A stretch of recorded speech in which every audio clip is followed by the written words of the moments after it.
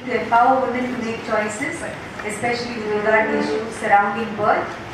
She's also known as a person who has launched a 2-year professional midwives education and training. So, welcome and please give your perspective. Thank you. It's not working. Good evening.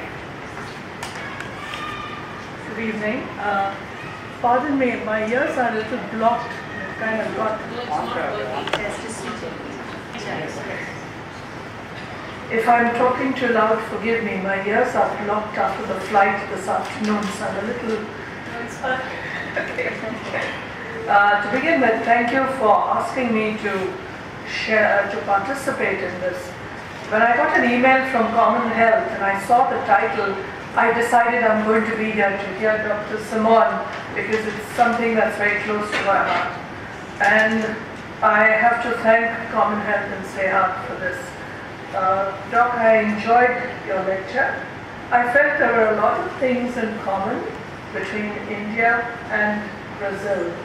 And I was envious of the fact that you've achieved so much because we are just at the very beginning of our journey.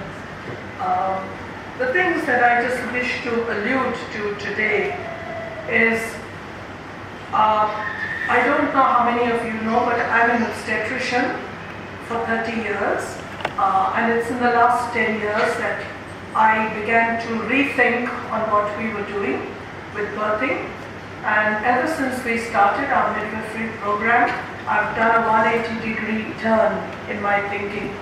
And I've come to the conclusion that we obstetricians, in India particularly, have been trained in the wrong way. We're doing a lot of harm, more harm than good with women. And I feel terrible about all the things that I did out of ignorance and because I just didn't know any better.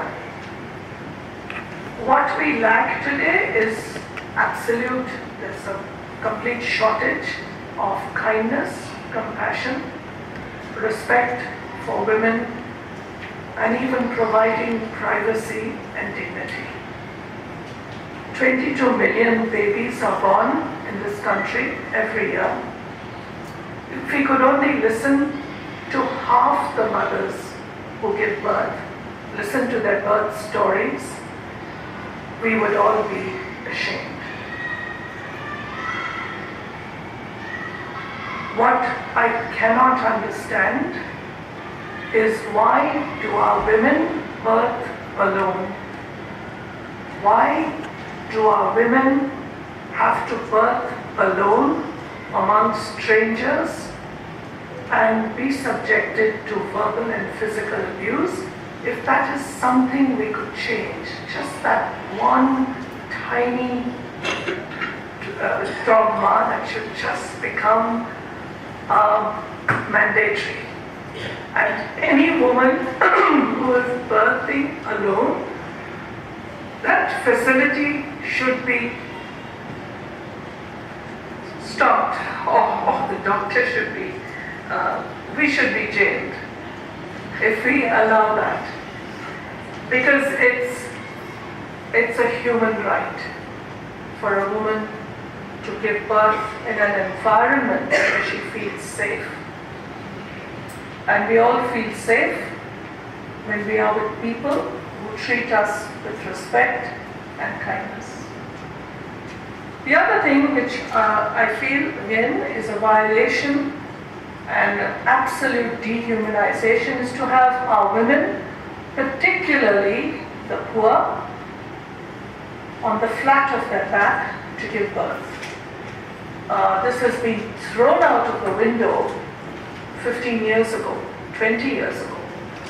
But we still have nearly every woman in every private, in every public hospital on the flat of her back on metal beds with no sheets, no covers, no curtains.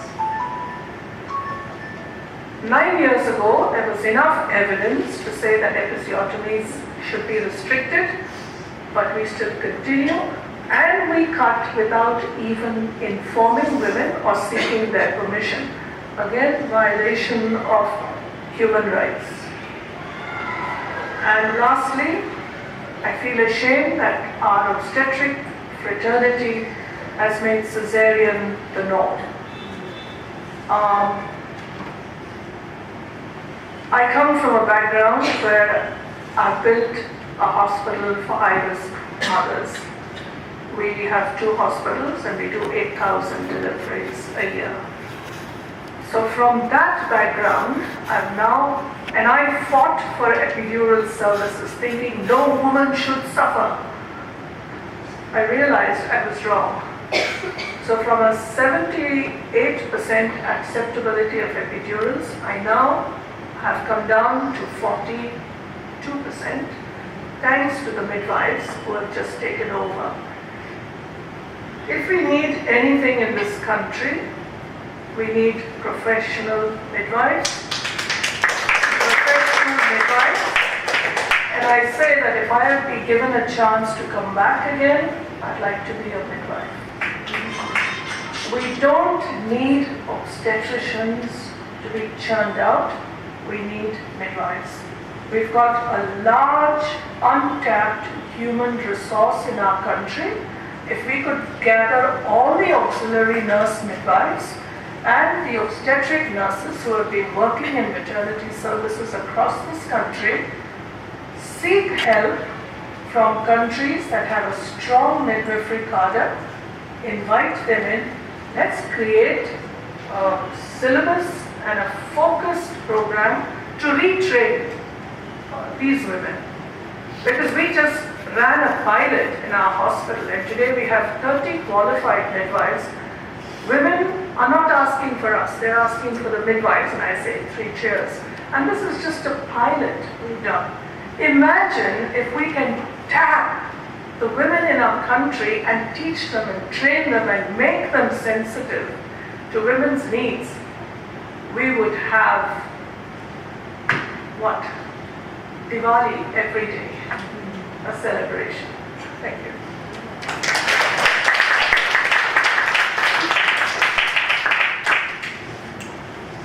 Thanks very much, Dr. Evita. That was short and very powerful. I call upon Dr. Padmaja Samant Mawani, who is an Associate Professor of Obstetrics and Gynecology at GS Medical College, KEM Hospital, Mumbai. Again, has long years of experience of working with Senate and also working on women's rights and patients' rights, and she's a very avid trainer in everything to do with rights of women and patients.